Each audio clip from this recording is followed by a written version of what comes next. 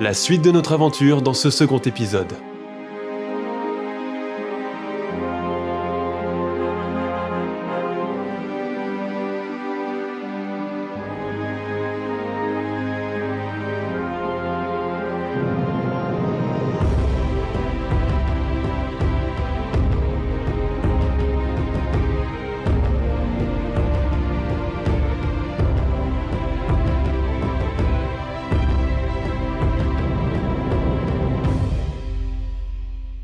Les années passèrent et le lien entre les trois enfants s'était renforcé.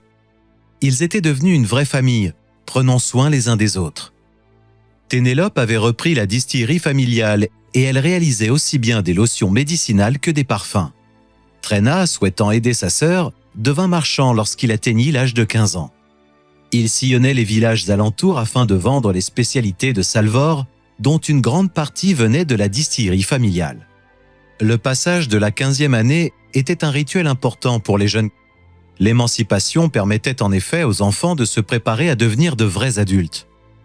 Afin de les préparer, la 14e année était dédiée à l'apprentissage du métier désiré. Celui-ci était souvent celui d'un parent, ce qui leur permettait en outre de les aider.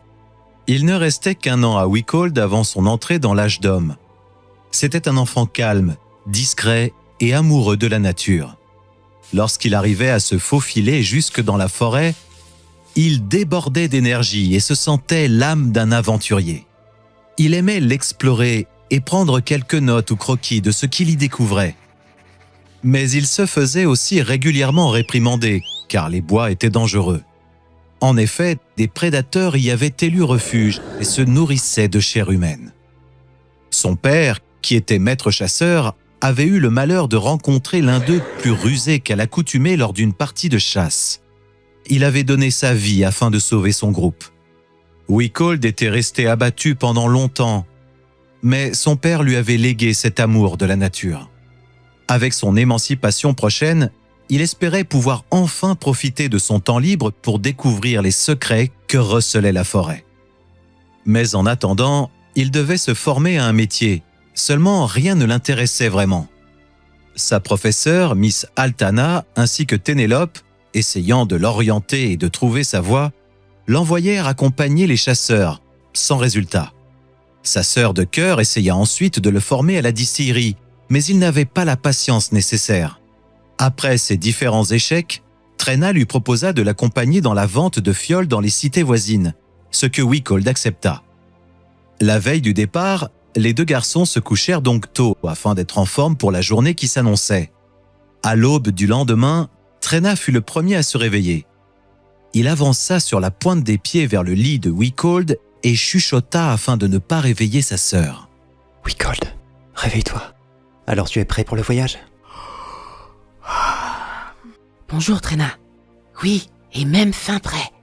Allons-y. » murmura Wichold. Dès qu'ils furent habillés, ils préparèrent le chariot et sellèrent le cheval. Le temps qu'ils finissent, Ténélope s'était levée et avait préparé le petit déjeuner pour tous. Ils partagèrent joyeusement ce dernier repas avant de quitter Salvor. Faites bien attention à vous, les garçons. Lâcha Ténélope un peu nerveuse. « Ne t'en fais pas, il n'arrivera rien à ton chouchou. » dit Trena d'une voix moqueuse, ce qui fit rire le trio. Lorsqu'ils eurent terminé, Wichold embrassa sa sœur de cœur en guise d'au revoir et lui murmura.